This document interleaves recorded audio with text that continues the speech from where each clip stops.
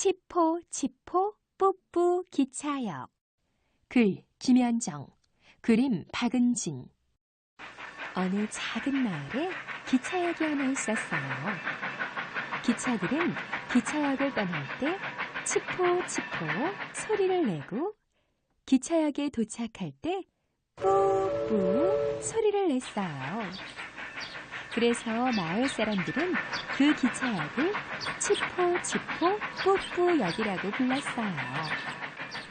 치포 치포 뿌뿌역에는 커다란 기차 시각표가 붙어 있었어요.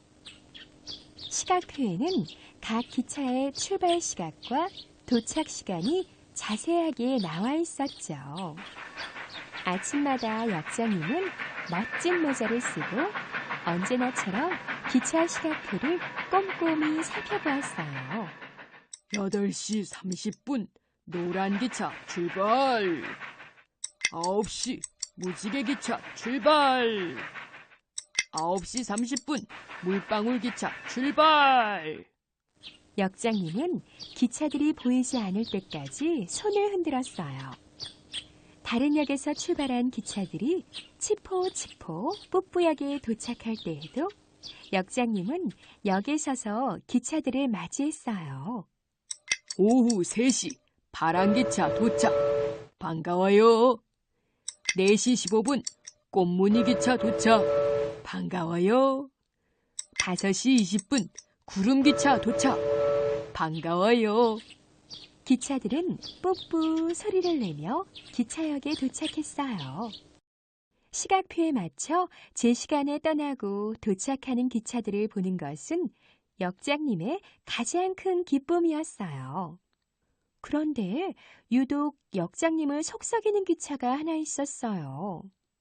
바로 말썽꾸러기 빨간 기차였어요. 빨간 기차는 오늘 아침도 늦잠을 자서 출발 시각에 늦었어요. 역장님이 빨간 기차를 야단쳤어요. 빨간 기차야, 또 늦었구나. 시각표를 봐. 너는 9시에 치포 치포 뿌뿌역을 떠났어야 해. 그런데 5분이나 늦게 출발하다니. 하지만 빨간 기차는 역장님의 말씀에도 아랑곳하지 않았어요. 그까짓 5분쯤 늦으면 어떻다고 그러시지? 시각표가 다 뭐람? 빨간 기차는 일부러 천천히 달렸어요. 반대편 기찻길에서 마주오는 기차들이 말했어요. 빨간 기차야, 꽃마을역에서 손님들이 모두들 너를 기다리고 있어. 어서 가봐. 빨간 기차야. 푸른 숲역에서 우체부 아저씨들이 소포를 실을 기차가 오지 않아서 난리야. 어서 가봐. 하지만 말썽꾸러기 빨간 기차는 아무 대꾸도 하지 않았어요. 빨간 기차에겐 아무것도 급할 게 없었으니까요. 산들바람이 빨간 기차의 코끝에서 살랑거렸어요. 빨간 기차는 졸음이 왔어요. 잠깐 쉬었다 가볼까? 빨간 기차는 애타게 기다리고 있을 손님들도 무거운 소포를 들고 있을 우체부 아저씨들도 전혀 걱정이 되지 않았어요. 그깟 시각표가 무슨 소용이람? 조금 늦는 것쯤 아무것도 아닌걸. 빨간 기차는 한적한 기찻길에서 잠이 들었어요. 얼마나 시간이 흘렀을까요? 어느새 날이 저물어 주위는 깜깜했어요. 잠들어 있던 빨간 기차는 눈을 떴어요. 지금이 몇 시지? 잠이 덜 깬 눈으로 주위를 둘러보던 빨간 기차는 깜짝 놀라서 눈이 동그래졌어요. 손님, 소포! 빨간 기차는 정신없이 속도를 내기 시작했어요. 꽃마을역에 도착했지만 역은 텅 비어 있었어요. 푸른숲 역에서도 우체부 아저씨들은 이미 집으로 돌아간 뒤였어요. 빨간 기차는 울상을 지었어요. 큰일 났네. 이를 어쩌면 좋담. 역장님한테 단단히 혼이 날 텐데. 빨간 기차는 도저히 치포치포 뽀뽀역으로 돌아갈 수가 없었어요. 진작에 역장님 말씀대로 제 시각에 출발할걸. 빨간 기차는 후회하면서 기찻길을 달렸어요. 한참을 가다 보니 산으로 둘러싸인 작은 기차역이 나왔어요. 희미한 달빛이 기차역을 비추고 있었어요. 기차역에는 조그만 글씨로 산마을역이라고 쓰여 있었어요. 기찻길은 거기서 끝이 나 있었어요. 빨간 기차는 어느새 마지막 역에 와 있었어요. 내가 제법 멀리 왔네. 이젠 어떻게 하면 좋지?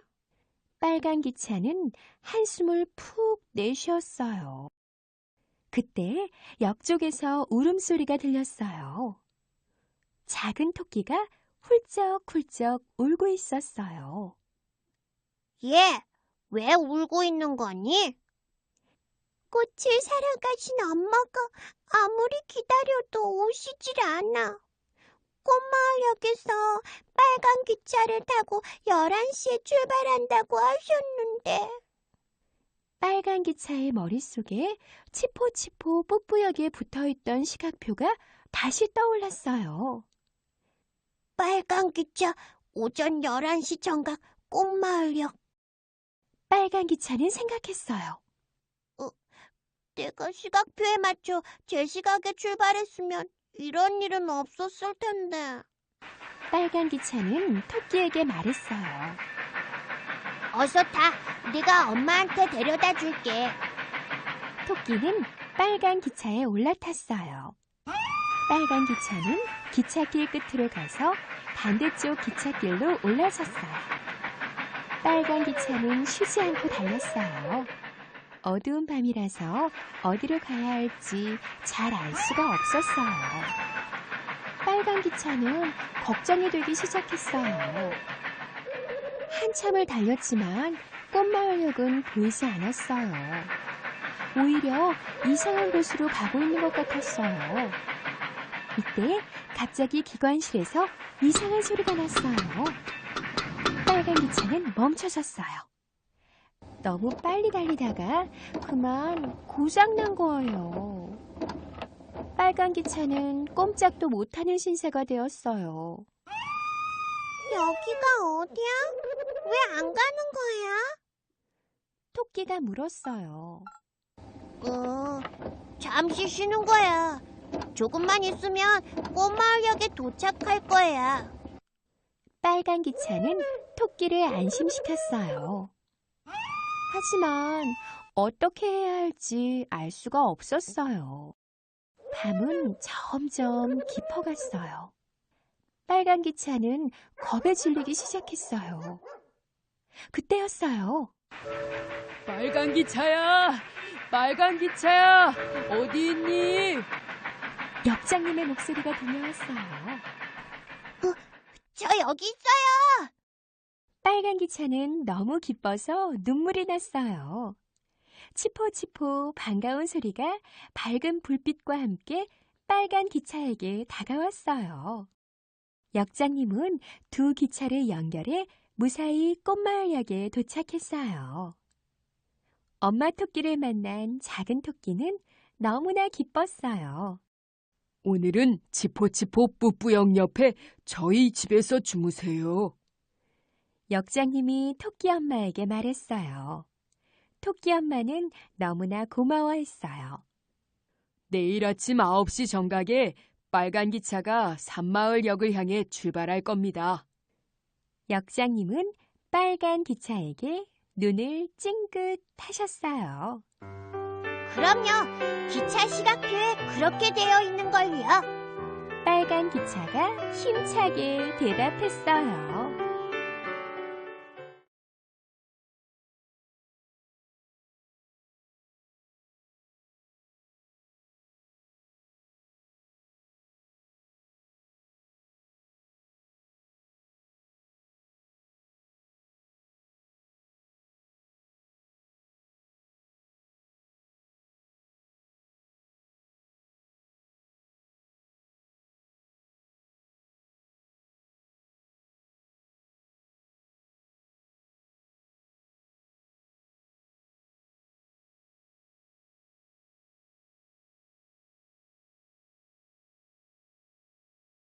낮과 밤은 왜 달라?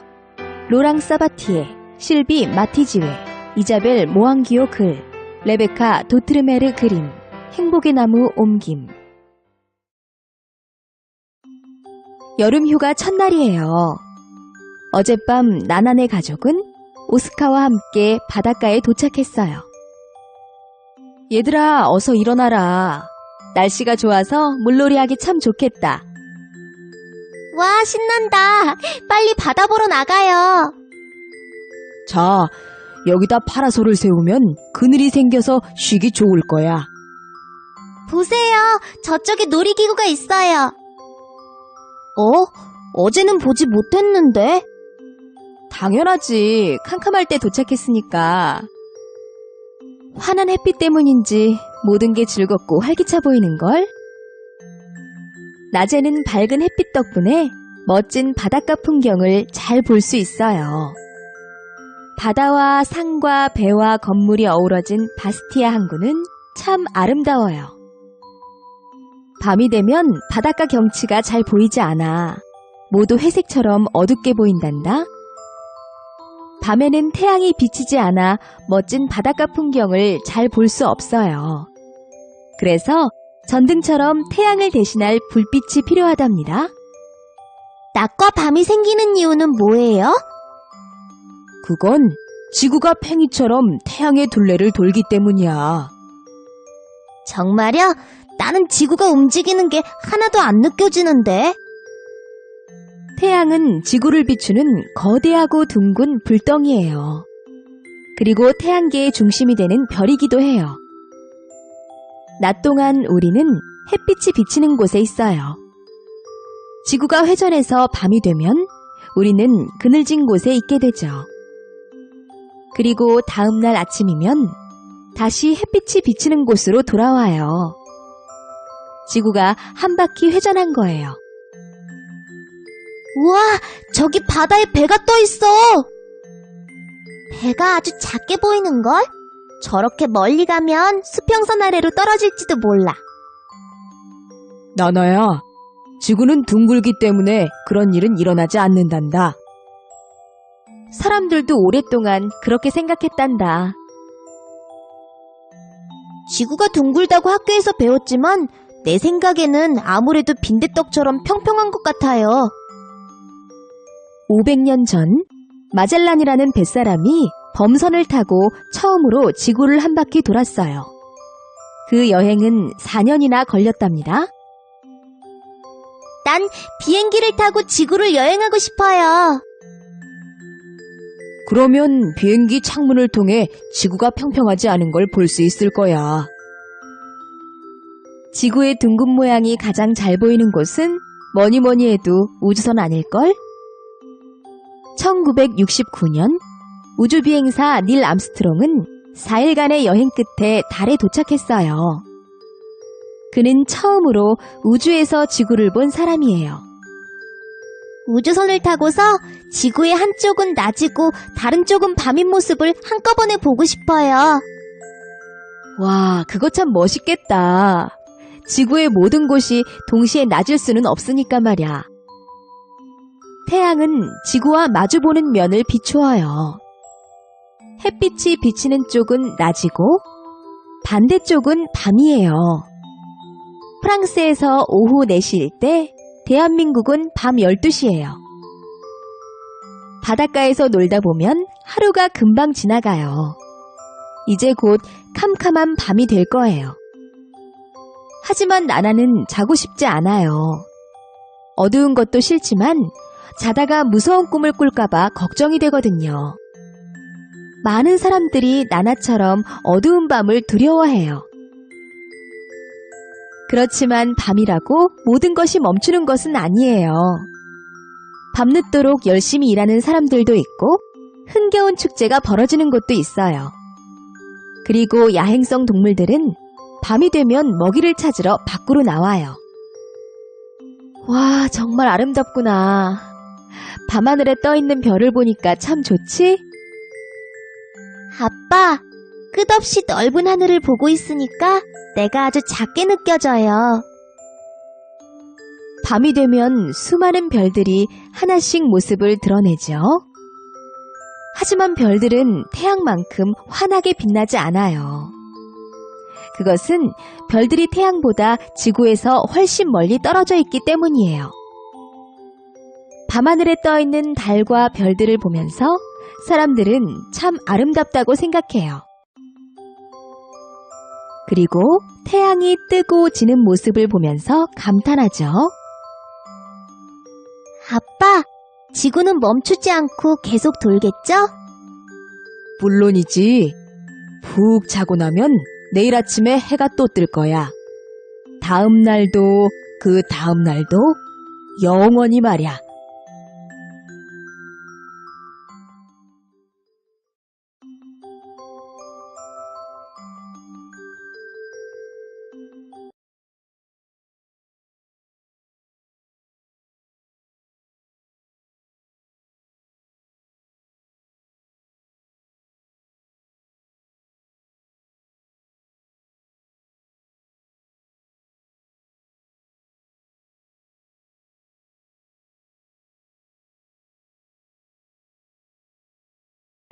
밥은 왜 먹어? 로랑 사바티에, 실비 마티즈웨, 카트린느 밀라칸 글, 레베카 도트르메르 그림, 행복의 나무 옮김. 이번 주말에는 나나가 통통이의 당번이에요. 통통이는 나나네 반에서 키우는 햄스터인데 학교에 가지 않는 주말이면 친구들이 교대로 돌보아준답니다. 나나는 짝꿍 오스카와 함께 통통이를 집으로 데려왔어요. 통통아, 배고프니? 나나는 주말 동안 통통이의 집을 깨끗이 청소하고 먹이도 잘 챙겨주기로 엄마와 약속했어요.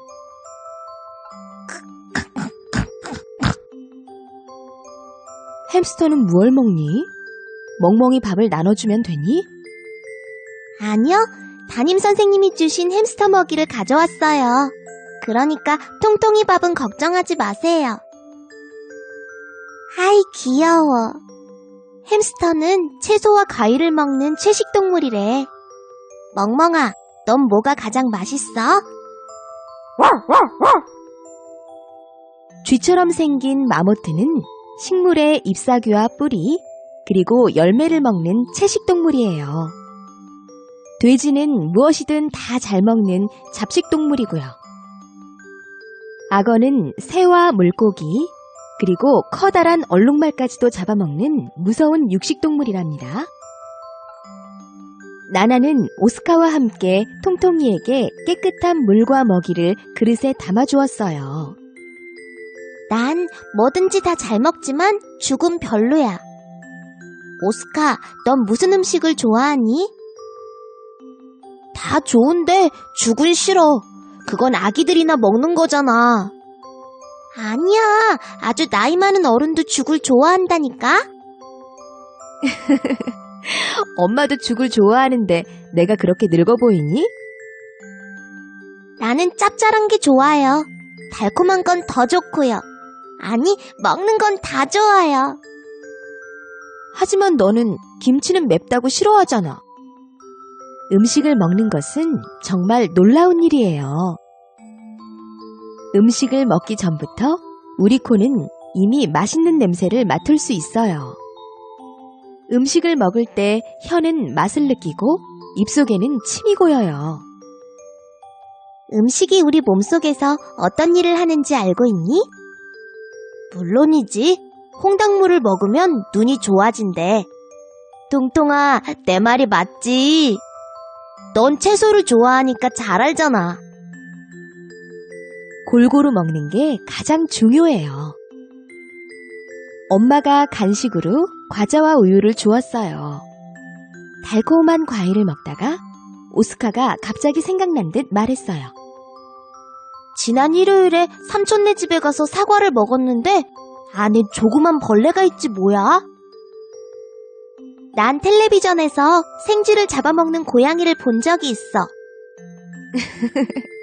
엄마 눈에는 맛있게 간식을 먹는 작은 새 2마리만 보이는걸?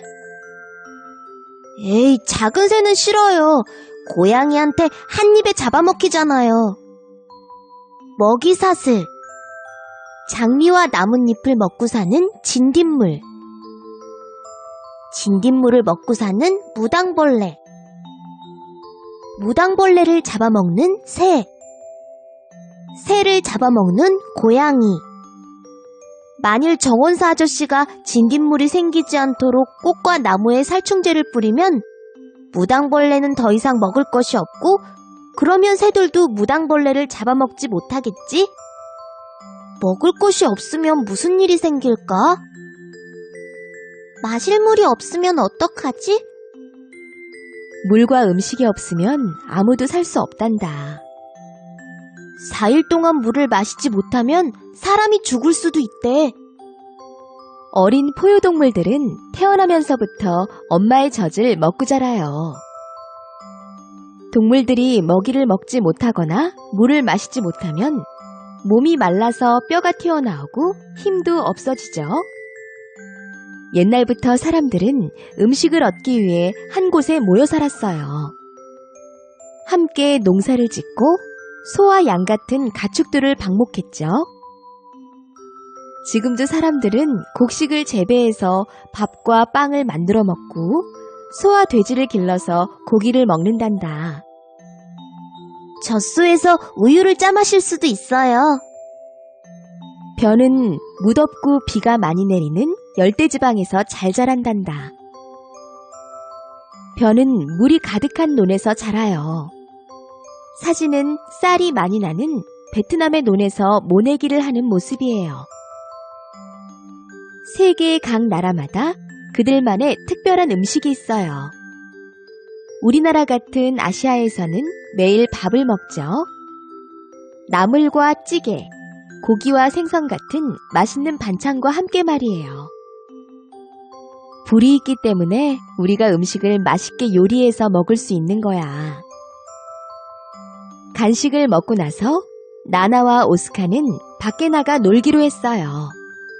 나나가 자전거를 타며 말했어요. 통통아, 나갔다 올게. 맛있게 먹고 있어.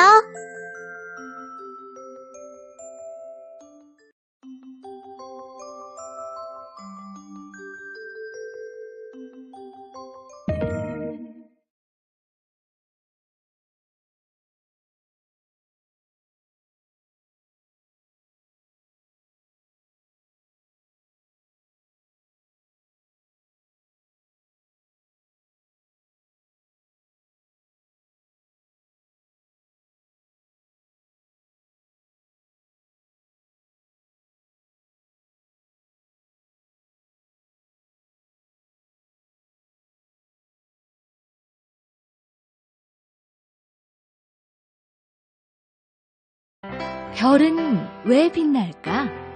로랑 사바티에, 앙드레 뱅슈트리 글, 레베카 도트르메르 그림, 행복의 나무 옮김.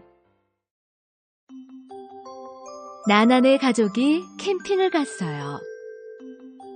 오늘 밤 나나는 태어나서 처음으로 반짝이는 별 아래서 잠을 잘 거예요. 나나야, 캠핑 오니까 참 좋지? 별이 뜨면 더 멋질 거야. 와, 해지는 것 좀 보세요.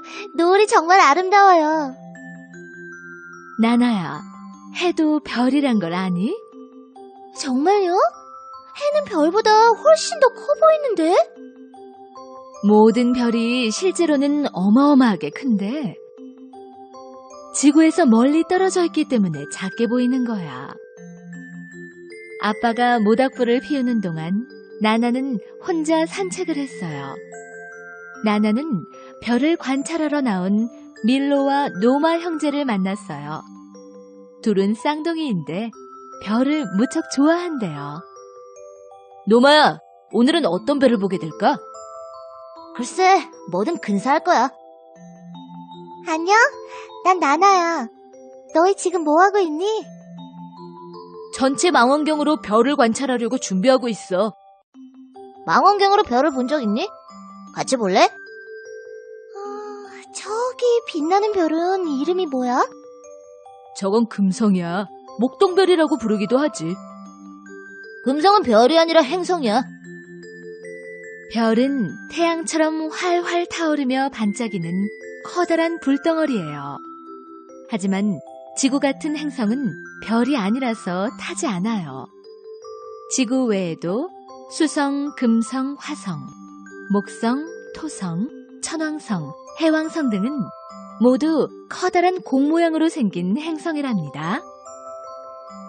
캄캄한 밤에 행성이 빛나는 것은 별빛이 행성을 비추기 때문이에요. 엄마, 왜 사람들은 금성을 목동별이라고 불러요? 그건 옛날에 양을 치는 목동들이 유난히 반짝이는 금성을 보면서 방향을 찾았기 때문이란다. 천체망원경이 발명되면서 사람들은 하늘을 더 잘 관찰할 수 있어요. 그리고 밤하늘에 반짝이는 것이 모두 별은 아니라는 사실을 알게 되었죠. 행성이나 달도 별빛을 받아 별처럼 반짝인다는 것을 말이에요. 우와, 유성이다! 유성은 별똥별이라고도 하는데 전에 본 적 있니? 아니, 처음이야. 와, 저기 또 있어. 나나야, 얼른 소원을 빌어. 그러면 이루어진대. 유성은 하늘을 떠다니는 돌이나 금속 조각 같은 거예요. 그 조각들이 지구를 둘러싸고 있는 대기권으로 들어오면서 공기와 마찰을 일으켜 빛을 내죠. 그러니까 유성은 별이 아니랍니다. 그럼 달은 뭐야? 달은 별이야? 행성이야? 달은 별도 행성도 아니야. 지구 주위를 도는 위성이야. 밤이 깊자 아빠가 나나를 데리러 왔어요. 나나는 천체망원경으로 별을 관찰하느라 시간 가는 줄도 몰랐어요. 위성은 행성 주위를 돌고 행성은 태양 주위를 돌아. 달이 빛나는 건 태양빛을 반사하기 때문이야. 달에 관한 시와 노래도 무척 많단다. 나나야, 우리 같이 둥근 달 노래 부를까? 달은 지구의 밤을 환하게 비추어요. 은은하게 빛나는 달의 아름다움은 무엇과도 비교할 수 없죠. 그래서 사람들은 옛날부터 달을 보고 상상을 하면서 수많은 이야기와 노래를 만들어냈어요. 나나야, 빨리 와봐. 저기 큰 곰자리가 보여. 알았어. 금방 갈게. 옛날부터 사람들에게 잘 알려진 별자리에는 동물이나 물건, 신화적 인물들의 이름이 붙여졌어요. 지금 보이는 것은 큰 곰자리예요. 아빠, 별은 왜 밤에만 떠요? 나나야, 아빠가 이렇게 손전등으로 너를 환하게 비추니까 별이 안 보이지? 낮에는 해가 바로 이 손전등 같은 역할을 한단다. 그래서 햇빛이 비치는 낮에는 별이 보이지 않는 거야. 별은 얼마나 많을까? 셀 수 없을 만큼 많을걸? 무수히 많은 별이 모여서 은하를 이루는 거래. 수많은 별들이 지구와 태양이 속한 은하계를 이루어요. 그것을 우리 은하라고 해요. 이 사진은 태양이에요. 이렇게 보니까 태양도 별로 크지 않죠? 지구에서 태양까지의 거리는 그리 멀지 않아요. 저기 보이는 것이 마젤란 은하야. 우리 은하 주위에 있는 작은 은하지. 잘 보면 여기서도 은하를 볼 수 있어. 그보다 더 멀리 볼 수도 있고.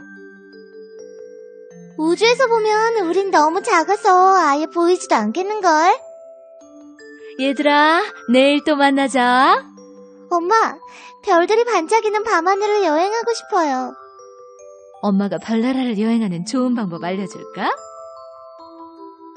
우주선이 발명되면서 사람들은 먼 우주를 여행할 수 있게 되었어요. 하지만 태양에서 가장 가까운 다른 별까지 가려면 수백 년이 걸린답니다. 엄마, 별나라 여행은요? 어서 들어가서 푹 자. 그럼 별나라를 여행하는 멋진 꿈을 꿀 거야. 나나야, 잘 자라.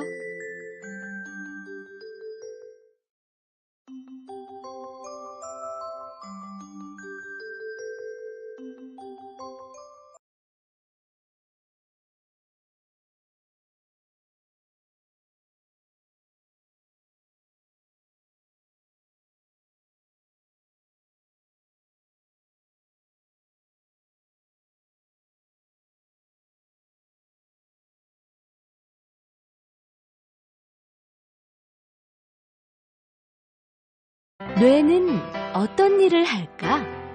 로랑 사바티에, 앙드레 벤슈트리 글, 레베카 도트르메르 그림, 행복의 나무 옮김. 오늘 오스카는 수업 중에 장난을 치다가 선생님한테 꾸중을 들었어요.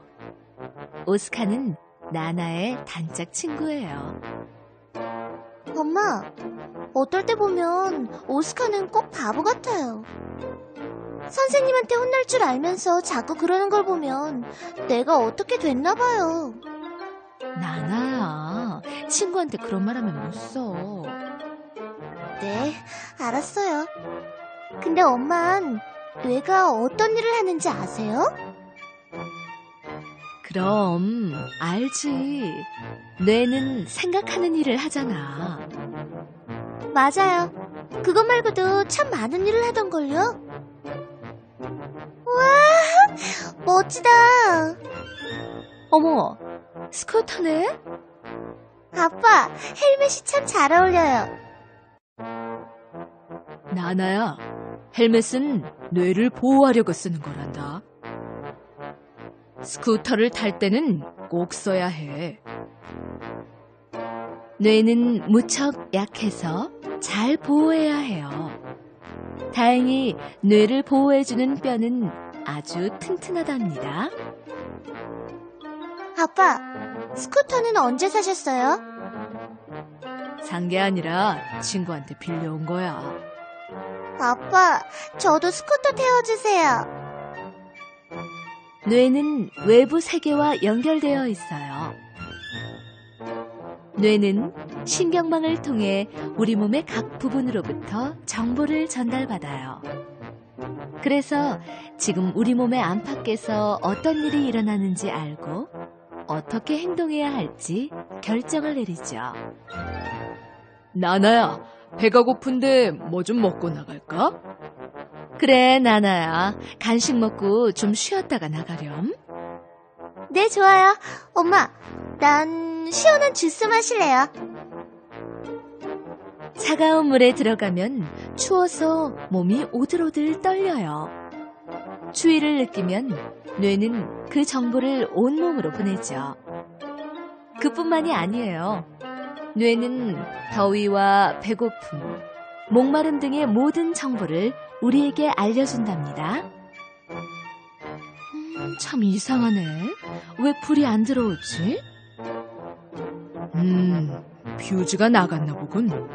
내가 가서 고쳐볼게. 감전되지 않게 조심하세요. 뇌는 우리 몸이 균형 잡는 것을 도와줄 뿐 아니라 위아래, 오른쪽 왼쪽을 구별할 수 있게 해줍니다. 또 나침반처럼 동서남북 방향을 잡을 수 있게 합니다. 불이 들어온 걸 보니 잘 고쳐졌군. 아빠, 조금 있다가 스쿠터 타기로 한 약속 잊지 마세요. 물론이지. 간식 먹고 나가자꾸나. 우리가 무언가를 기억하는 것은 뇌 속에 간직해둔 기억력이 활동한다는 뜻이에요. 반대로 무언가를 잊어버리는 것은 뇌가 기억하지 못하는 거예요. 나나야, 스쿠터 타고 와서 숙제해야 한다. 오늘 숙제는 뭐라고 했지? 뇌가 있기 때문에 우리는 평생 수많은 것들을 배울 수 있어요. 많이 배울수록 지혜롭게 생각하고 행동할 수 있죠. 뇌가 어떤 일을 하는지 정리해가면 돼요. 금방 하니까 걱정하지 마세요. 우리가 피곤하면 뇌는 벌써 알고서 잠을 자라고 명령해요. 휴식을 취하고 나면 우리는 다시 힘을 얻죠. 하지만 자는 동안에도 뇌는 계속 활동을 한답니다. 자면서 꿈을 꾸는 것도 바로 그 때문이에요. 참 엄마, 내가 어젯밤에 굉장한 꿈을 꿨어요. 훌륭한 화가가 돼서 이제껏 아무도 그린 적 없는 멋진 그림을 그렸어요. 엄마한테 보여줄 수 있으면 좋을 텐데. 그래? 우리 나나가 뭔가 아주 새로운 작품을 만들었나 보네.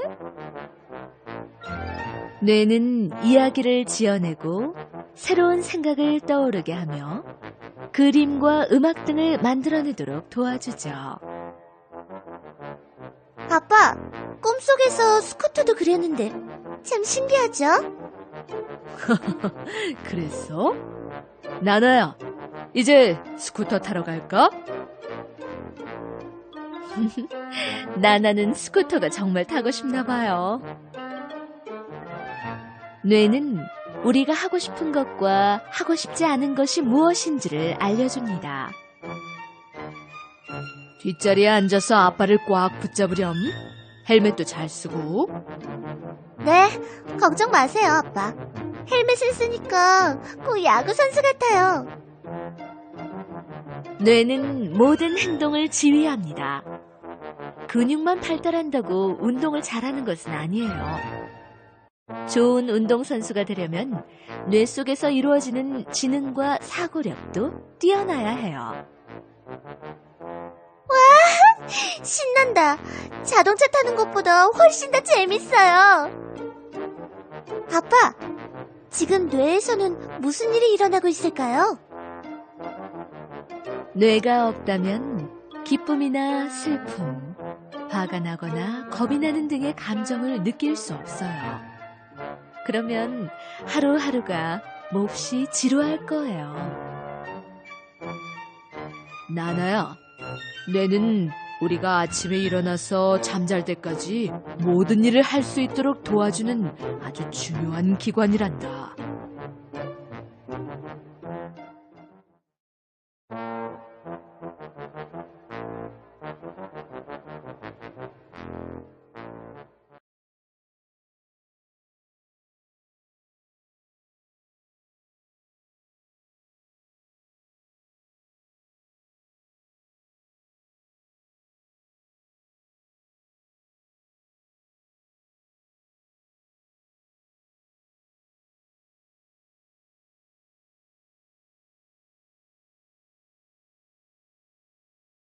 선사시대에는 어떻게 살았을까? 로랑 사바티에, 앙드레 뱅슈트리 글, 레베카 도트르메르 그림, 행복의 나무 옮김. 나나는 엄마 아빠랑 선사시대 박물관으로 구경을 갔어요. 짝꿍인 오스카도 따라갔죠. 여기서 어떻게 옛날 사람들의 생활을 알 수 있다는 거야? 난 잘 모르겠어. 나나야, 저기 좀 봐. 선사시대는 아주 먼 옛날 지구에 사람들이 처음 살기 시작한 시대랍니다. 여기 우리밖에 없어. 길을 잃으면 어떡해. 빨리 엄마 아빠를 찾아보자. 잠깐만 기다려봐. 저 아저씨는 저기서 뭘 찾고 있는 거지? 아저씨 안녕하세요. 지금 뭐 하세요? 난 고고학자인데 유적을 발굴하는 중이야. 유적 발굴이 뭔데요? 선사시대 사람들이 어떻게 살았는지 알아내려고 유물이나 흔적을 찾는 거야. 여기 네 발자국을 보렴. 이걸 보면 사람들이 네가 이리로 지나갔다는 걸 짐작할 수 있지. 그럼 제 신발 크기도 알겠네요? 물론이지. 색깔은 알 수 없지만 말이야. 한 동굴의 벽에서 발견된 이 손자국은 7,000년 전 것이에요. 옛날 사람들도 우리처럼 손가락이 5개였다는 걸 알 수 있어요. 그런데 손은 우리보다 좀 작았나 봐요. 유물의 종류는 아주 다양하단다. 그 조각도 유물인가요? 그래, 맞아. 한번 볼래? 25,000년 전 상하에 새긴 얼굴 조각상이에요. 이런 유물을 통해 옛날 사람들이 훌륭한 예술가였으며 생김새도 우리와 비슷했다는 것을 알 수 있어요. 선사시대의 옷들도 유물인가요? 물론이지. 하지만 이미 오래전에 사라져서 흔적을 찾을 수가 없단다. 다행히 여기 작은 뼈로 만든 바늘을 발견했어. 이 바늘 때문에 선사시대 사람들이 동물 가죽을 꿰매어 옷을 만들어 입었다는 걸 알 수 있는 거야. 멍멍아, 겁내지 마. 이 소와 말은 17,000년 전에 그려진 것이에요. 옛날에는 사냥을 해서 먹을 것을 마련했어요. 동물의 고기와 가죽, 그리고 뼈까지도 옛날 사람들의 생활에 도움을 주었죠. 옛날엔 어떤 동물이 살았어요? 들소와 사슴도 살고 거대한 코끼리인 매머드도 살았어. 유적을 발굴하다 보면 때로 아주 놀라운 것을 발견하기도 해요. 사진 속의 커다란 뿔은 2만 년이 넘게 얼음 속에서 잘 보존되어 온 매머드의 뿔이에요. 옛날 사람들은 무엇으로 사냥을 했어요? 사냥하기 편리한 무기를 만들어 사용했단다. 선사시대 사람들은 단단한 돌로 무기와 도구를 만들었어요. 사냥을 하기 위한 화살촉과 창은 돌을 날카롭게 다듬어서 기다란 나무 끝에 꽁꽁 동여맸어요.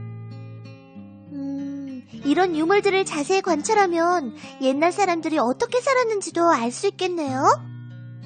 그야 물론이지. 지구에 처음 산 사람들의 생활을 상상해 보세요.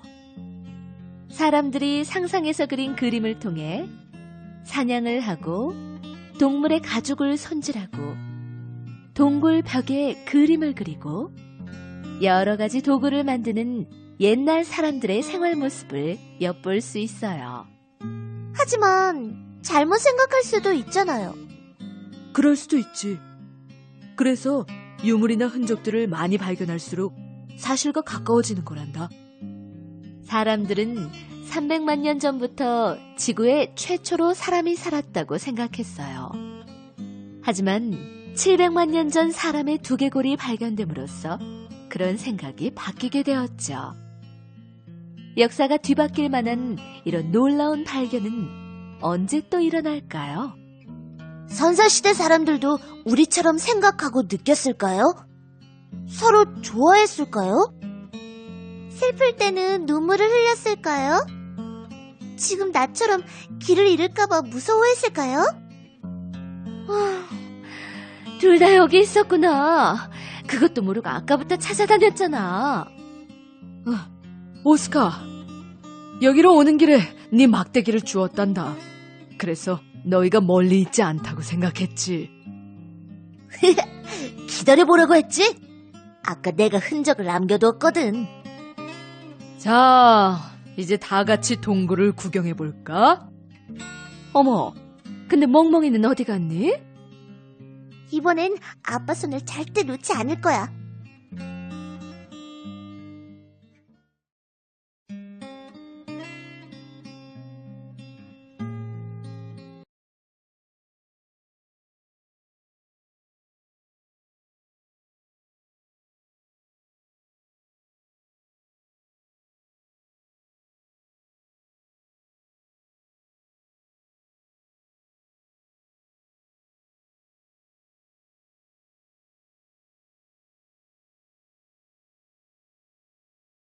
물은 왜 필요해? 로랑 사바티에, 앙드레 벤슈트리 글, 레베카 도트르메르 그림, 행복의 나무 옮김. 나난의 가족은 주말에 강으로 소풍을 갔어요. 짝꿍인 오스카도 함께 갔죠. 엄마는 점심으로 맛있는 김밥과 음료수를 준비했어요. 얘들아, 시원한 물 마실래? 물은 참 신기해. 어떤 모양으로든 잘 변하니까. 물컵에 담으면 컵 모양이 돼. 손에 담으면 내 손 모양이 되고. 물을 마시면 아마 네 위 모양으로 변할걸. 액체일 때의 물은 구불구불한 강의 모양을 따라 흘러갑니다. 때로는 여러 갈래로 나뉘어 작은 시내를 이루기도 하고요. 하지만 물이 항상 액체는 아니랍니다. 고체인 얼음으로 변하면 물은 아주 단단해집니다. 펭귄이 얼음 위를 걸어 다녀도 깨어지지 않을 만큼 말이에요. 얼음은 어떻게 생겨요? 물이 얼어서 생긴단다. 온도가 0도 아래로 내려가면 물이 얼기 시작하지. 우와, 물에 젖은 내 옷이 벌써 말랐어. 날씨가 더워서 그런가 봐. 그럼 물은 어디로 간 거야? 증발한 거란다. 물은 늘 공기 중에 있지만 우리 눈에는 보이지 않아. 뜨거운 물이 펑펑 솟아나는 온천도 있어요. 그렇게 뿜어져 나온 물은 기체인 수증기로 변해서 공기 중으로 흩어지죠. 그러니까 물은 모양이 잘 변하는 액체이거나 얼음처럼 단단한 고체 아니면 수증기 같은 기체 상태란다. 온도에 따라 다르게 변하지. 아, 그렇구나. 구름은 비를 내리게 하고 빗물은 하천이나 강물을 붉게 하고 강물은 바다로 흘러들고 바닷물은 증발해서 다시 구름으로 변합니다. 그리고 다시 반복되죠. 나나와 오스카는 점심을 먹은 뒤 강을 따라 걷다가 낚시를 하는 할아버지를 만났어요. 할아버지 안녕하세요. 할아버지, 지금 참치를 잡으시는 거예요? 농담을 참 잘하는구나. 참치는 바다에 사는 물고기라서 이런 민물에서는 살 수 없단다. 바다든 강이든 물은 아주 소중해요. 물 덕분에 모든 동물과 식물이 살 수 있으니까요. 물고기뿐 아니라 모든 생물에게 물이 필요하다는 건 너희들도 알고 있지? 그럼요. 나비도 꽃도 새도 우리도 모두 물이 필요해요. 아참, 우리 멍멍이도요. 우리가 사는 지구에는 물이 부족한 곳도 있단다. 물이 없으면 살 수 없어서 사람들은 물이 있는 곳을 찾아 우물을 팝니다. 멍멍아, 하지마. 네 지저분한 발 때문에 내 옷이 더러워지잖아. 괜찮아, 나나야. 물로 깨끗이 빨면 되니까. 물은 모든 것을 깨끗이 해줍니다. 옷도 먹을 것도 집도 말이에요. 물 때문에 우리는 깨끗하게 지낼 수 있어요. 오염된 물에서는 생명이 오래 살 수 없어요. 물고기도, 곤충도, 그리고 오리들도 말이에요. 물은 어떻게 청소해요? 모래로 한단다. 오염된 물이 모래를 통과하면서 더러운 것들이 걸러지거든. 오스카, 여기 좀 봐. 강물이 빙글빙글 돌아. 우와, 소용돌이다. 참 신기하네. 강이나 바다에서 일어나는 소용돌이는 물이 빙글빙글 돌면서 세차게 흐르기 때문에 매우 위험하답니다. 물의 힘은 엄청납니다. 비가 많이 내려 홍수가 나면 순식간에 건물과 길이 떠내려가고 사람도 목숨을 잃을 수 있어요. 멍멍아, 너 때문에 미끄러졌잖아. 나도 물에 들어갈래. 얘들아, 물살이 센 곳엔 가지 마라. 아빠, 물살이 뭐예요? 흐르는 물에 힘을 말하지. 저기 물레방아 보이지? 옛날에는 물의 힘을 이용해서 물레바퀴를 돌려 곡식을 찧었단다. 나나와 오스카는 멍멍이와 함께 물장난을 치며 재미있게 놀았어요. 마치 강물 속을 신나게 헤엄치는 물고기들처럼 말이에요.